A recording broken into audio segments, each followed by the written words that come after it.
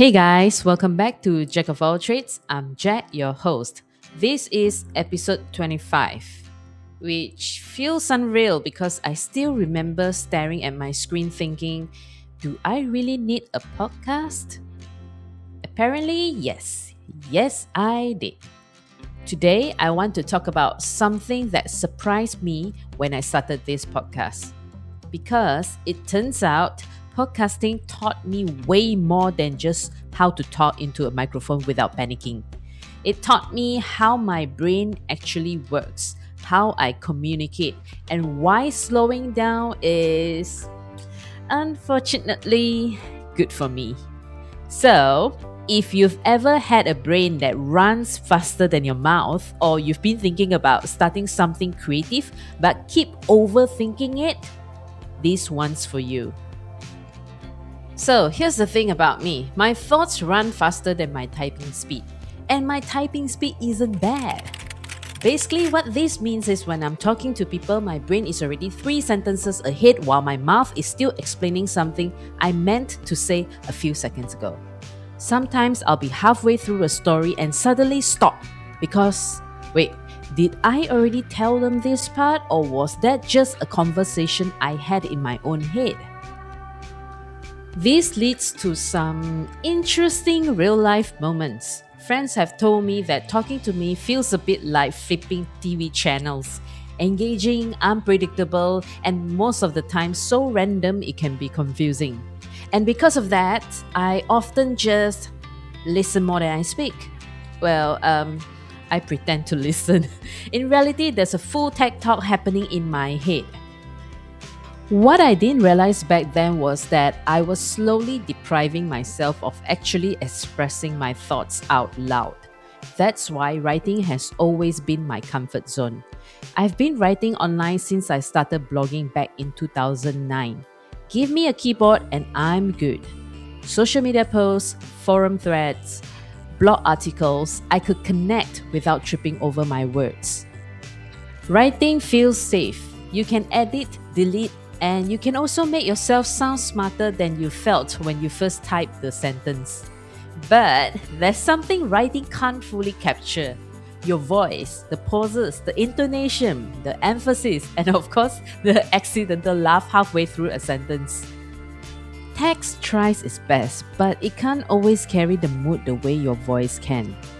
For years, I thought about starting a podcast, and for years, I talked myself out of it. I didn't have fancy audio gear, I didn't have the skills, I didn't have the confidence, and as a non-native English speaker, there was always that extra layer of doubt. What if my pronunciation was off? What if my accent sounded weird? So, I did what I do best. I shelved that idea and told myself I'd revisit it someday. Then something unexpected happened. I started my gaming YouTube channel in 2019 and became insanely active on producing videos with gameplay commentaries last year. At first, my voice commentaries were awkward, very awkward. It was mostly me narrating what was happening on screen, like I'm walking here, oh, zombie, time to run. But over time, I loosened up. Talking to imaginary people while fighting zombies turned out to be excellent practice. Who knew? Then came Unwritten Ends, my short story project. I wanted the stories to be heard, not just read. So I tried narrating them, and something clicked. It felt strangely liberating to say things out loud, especially for someone who lives inside her head most of the time. That's when I realized maybe a podcast didn't have to be this massive, complicated production. I looked into it and thought, oh, I can just record on Clipchamp or Canva, upload it to Spotify for podcasters, cross-post to YouTube. That's it. No gatekeeping, no ceremonial microphone blessing. So, I did it, and JacQ of All Trades was born, a podcast with no strict niche because I refuse to pick just one thing to talk about. Yeah! I started this podcast in August 2025. It's about 6 months now. And here are the biggest lessons it smacked me with. So, my friend, here are 5 things podcasting taught me that I didn't expect. First, confidence comes from doing, not waiting. If I could time travel, I'd tell my past self to hit record the moment the idea popped into her head. Confidence doesn't magically arrive one day like, hello, I'm here, you're ready now.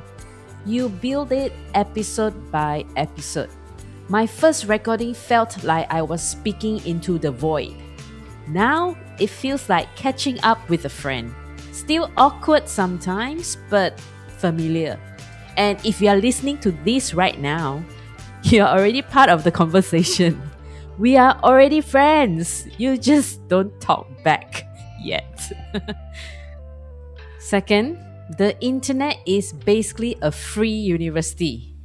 This is something that I already knew, but I didn't acknowledge it enough. Anything you think you need to know, someone has already made a video about it. How to reduce background noise? There's a guide. What mic to use on a budget? YouTube has opinions. So many opinions. I don't know how is honestly the weakest excuse in the age of Google. Harsh, but true. I pretty much learned everything I know about podcasting from YouTube and other podcasters.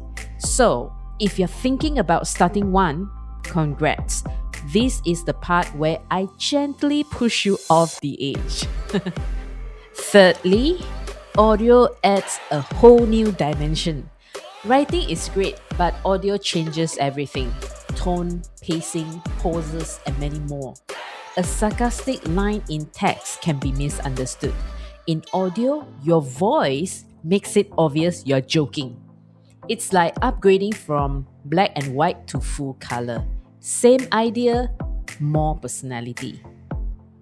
Next, different people connect in different ways. Not everyone wants to read long articles. I know, shocking, right?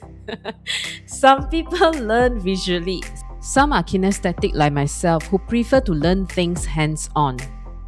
Some just want to listen while doing laundry or going for their morning run. Putting your ideas in different formats means you're meeting people where they are, and that matters as a content creator. Finally, you might love it more than you expect. This one surprised me the most. I actually enjoy narrating my thoughts. Speaking forces me to slow down, to sequence ideas, to stop throwing words into a blender and hoping for the best. Yes, I still script things beforehand. I'm not a chaos demon. But overall, it's been a great brain workout. Here are the things I wish I knew before hitting record. Your first episode will feel weird. That's normal. You will cringe when you listen back. Also normal. You don't need a perfect setup to start. You can always upgrade later. And at some point, you will realize you've been smiling while talking to yourself. That's when you know you're in too deep. So, should you start a podcast? Here's my unsolicited advice. Just start. Don't wait for perfect gear, perfect confidence, perfect clarity. Your first episode will be rough. That's the point. Years before starting, I was convinced podcasting wasn't for me. Now, I look forward to recording. It's my time to get thoughts out of my head and into the world, unfiltered, imperfect, and in my own voice. And honestly, it's a great excuse to talk to yourself without looking completely unhinged. And you know what? After I started my podcast, it didn't take long for my friends to start nudging me about streaming on Twitch. I thought, nope, I'm not letting this sit for years like I did with podcasting. So I just hop on, and here I am, streaming since January this year. Let me wet my feet a bit more in this whole streaming adventure first, and then I'll share all the juicy bits with you. how I got started, what it's like, and everything I've learned along the way, right here on this podcast. So, if you want to hang out live, see me fumble through games, or just chat about the same topics we cover here, come find me on Twitch at twitch.tv/JacTidus. Links are in the description. Thanks for listening to episode 25 of JacQ of All Trades. Until next time, please take care and remember to stop muting your own voice if you have something to say.